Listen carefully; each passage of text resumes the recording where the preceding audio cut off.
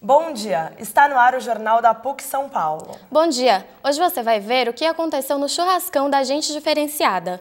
A beatificação do Papa João Paulo II comove os católicos. Balé para adultos, mais uma novidade em São Paulo. Semana de jornalismo da PUC São Paulo, fique por dentro da programação. Confira também como foi a Marcha da Maconha.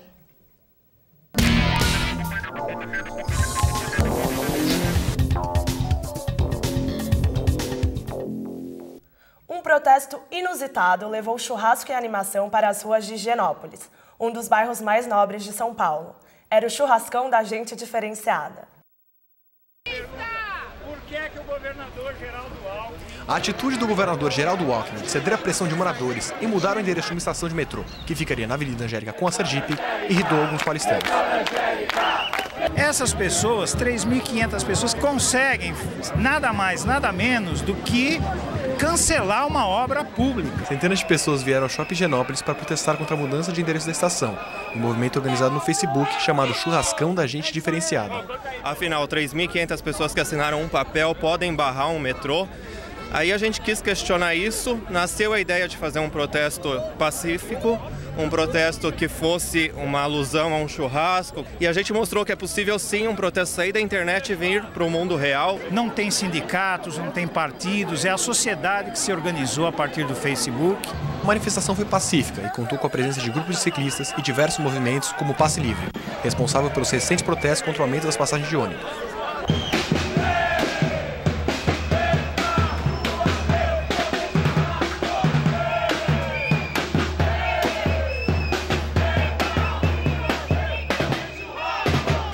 O mote do churrascão da Gente Diferenciada foi uma declaração de uma moradora de Higienópolis.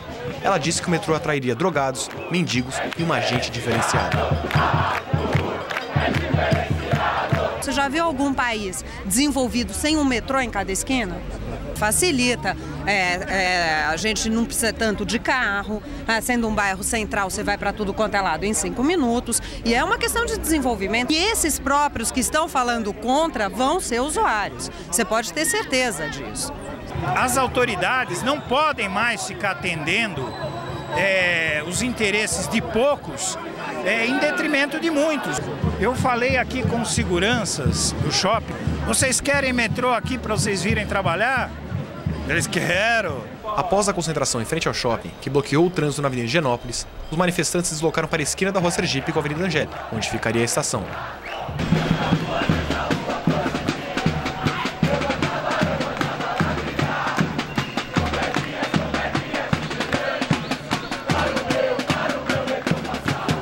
O trânsito só foi liberado às 9 horas, quando muitos manifestantes haviam ido embora.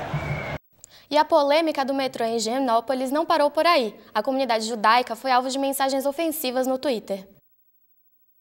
A recusa do metrô por alguns moradores de Higienópolis gerou uma onda de ofensas a judeus, que vivem em grande número no bairro.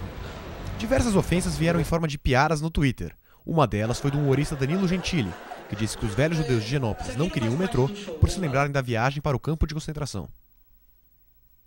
A Federação Israelita se manifestou contra as mensagens e disse que falou diretamente com o comediante, que mais tarde pediu desculpas pela rede social. Já estão abertas as inscrições para o Enem, o Exame Nacional do Ensino Médio de 2011, que será realizado nos dias 22 e 23 de outubro. Para se inscrever, basta fazer o cadastro no site www.enem.inep.gov.br e pagar uma taxa de R$ 35 em qualquer agência bancária. No dia da avaliação, os estudantes deverão comparecer ao local designado com o número da inscrição, um documento original com foto e o CPF. As inscrições ficam abertas até o dia 10 de junho. João Paulo II, um dos papas mais populares da história, vai virar santo. Seu processo de beatificação foi o primeiro passo. A Igreja Católica pretende canonizar o Papa João Paulo II nos próximos 2 anos. A beatificação ocorreu em tempo recorde, apenas 6 anos após a morte do beato. O padre Vando Valentini explica o procedimento. Antigamente, antes de 1500, os santos eram declarados santos por aclamação popular. O povo aclamava ele como santo e a autoridade o reconhecia e a conversa acabou. depois se introduziu todo um processo de reconhecimento para ter certeza que a coisa tivesse uma base real, consistente. O milagre do Papa, reconhecido por uma equipe de especialistas, diz respeito à cura de uma freira francesa que sofria de mal de Parkinson. O reconhecimento de um milagre primeiro passa através dos médicos no local onde o milagre foi realizado. Eles se pede todo um procedimento científico que mostra que a coisa foi um milagre. Depois desse procedimento, documentado e assinado pelos médicos, nesse caso franceses, que acompanharam a doença da pessoa, na qual se diz, olha, não é explicável pela medicina, pela ciência, que ela tenha sido curada, mas ela não tem mais traços da doença. Então, se não é explicável pela medicina, se pode imaginar que seja explicável por Deus. Médicos têm reservas quanto ao assunto. Mal de Parkinson é uma doença crônica, neurológica, um tipo de doença que tem sofrido muita evolução na parte terapêutica. Cura. Será que poderíamos falar em cura? Em algumas áreas da medicina, a cura é considerada quando um paciente apresenta 5 anos sem apresentar, ele fica sem apresentar nenhum sintoma ou nenhuma complicação por um período de 5 anos.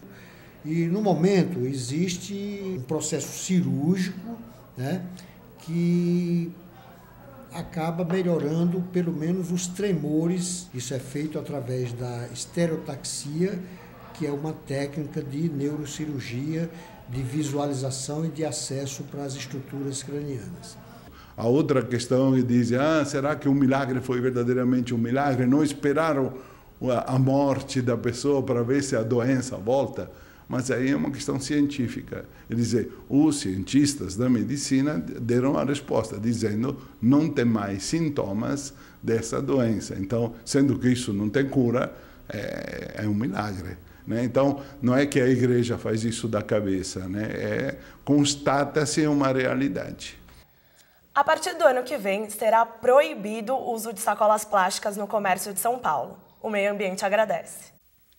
O projeto da Câmara Municipal que pretendia proibir o uso de sacolas plásticas em supermercados foi barrado pelos vereadores do estado.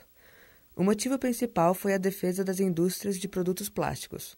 Mas, do ponto de vista ambiental, é necessário pensar em uma política de conscientização para o uso racional desse tipo de produto, já que a proibição total poderia gerar uma grande quantidade de lixo nas ruas e córregos. As aulas de balé vêm ganhando alunos que fogem do padrão. Vamos conferir a reportagem. O balé clássico ganhou novas atenções.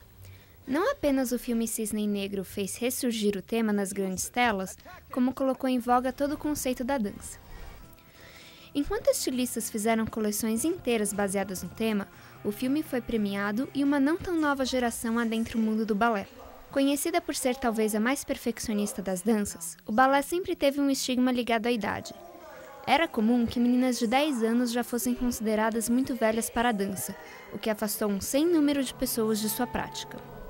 No entanto, hoje se vê uma proliferação das aulas voltadas para adultos iniciantes. Não tem idade máxima, a pessoa quando quiser.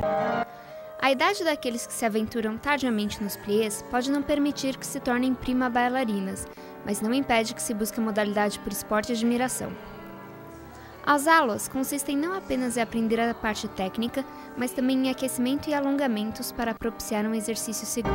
Os benefícios são muitos, né? Primeiro é postura, o bem-estar mesmo, a pessoa se sente bem, está fazendo aula. Muitas pessoas estão procurando balé porque não gostam de ir para academia, então é uma outra forma de estar, exatamente. Dificuldade por ter começado mais tarde. Estou realizando um sonho, né, que eu sempre quis fazer. Foi tão difícil quanto eu esperava e não é tão feminino como dizem.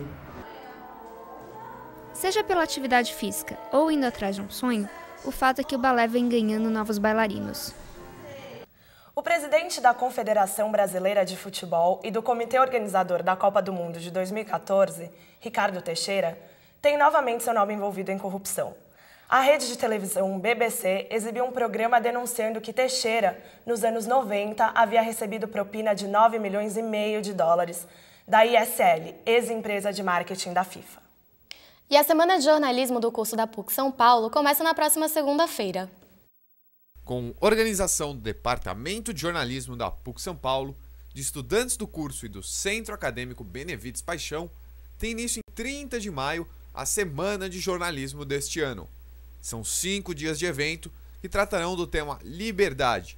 Para entrar num assunto tão abstrato, a semana vai contar com a presença de renomados intelectuais e jornalistas, como o filósofo Paulo Arantes, o ativista Leonardo Sakamoto e o professor Reginaldo Nasser, entre muitos outros. O evento acontecerá dos dias 30 de maio a 3 de junho no auditório Paulo Barros de Carvalho, na sala 239, no campus Monte Alegre da PUC São Paulo. Até o meio deste ano, a PUC São Paulo pretende derrubar os prédios da Faculdade de Filosofia, Comunicação, Letras e Artes, a FAFICLA. A administração da PUC de São Paulo iniciará uma reforma nos prédios dos cursos de jornalismo, publicidade, letras e multimeios. A previsão é que as obras comecem até o início de julho deste ano. Numa reunião feita entre o Centro Acadêmico Benevides Paixão, do curso de jornalismo e do curso de multimeios da PUC, mais o Centro Acadêmico Clarice Lispector, do curso de letras, a professora Márcia Alvim, que é a responsável pelo campus Monte Alegre, a diretora do campus Monte Alegre, informou que não sabia nada sobre a reforma aqui da faculdade, a FAFICLA. Tanto os estudantes quanto funcionários e professores foram avisados da reforma apenas algumas semanas antes do início das obras. E boa parte deles ainda não sabe para onde vai. Não sabemos a data, não sabemos o que vai acontecer com o nosso espaço, onde que a gente vai ser alocado, não sabemos praticamente nada, a gente não tem ainda nada mais assim, oficial. Tudo está no campo da especulação. A gente sabe que deveria ser colocados os tapumes agora em maio já, né? Mais nada. Não se questiona a necessidade da reforma. Centenas de pessoas aqui estudam e trabalham em condições precárias. Entre elas, o zelador da universidade, o seu Benê. Sua casa está entre os prédios que serão derrubados. Ele diz que foi avisado há pouco tempo, mas que a PUC já garantiu um apartamento durante o período da reforma. Você, como zelador, como funcionário há vários anos aqui da PUC, chegou a ser avisado sobre a reforma? Fui avisado pela professora Márcia, da reitoria, inclusive propôs o apartamento da PUC para me mudar para lá, que é na Imaculada Conceição. Ao contrário do seu Benê, no entanto, as outras pessoas da comunidade ainda não tiveram seu espaço garantido e aguardam uma resposta da universidade para saber onde estarão no segundo semestre.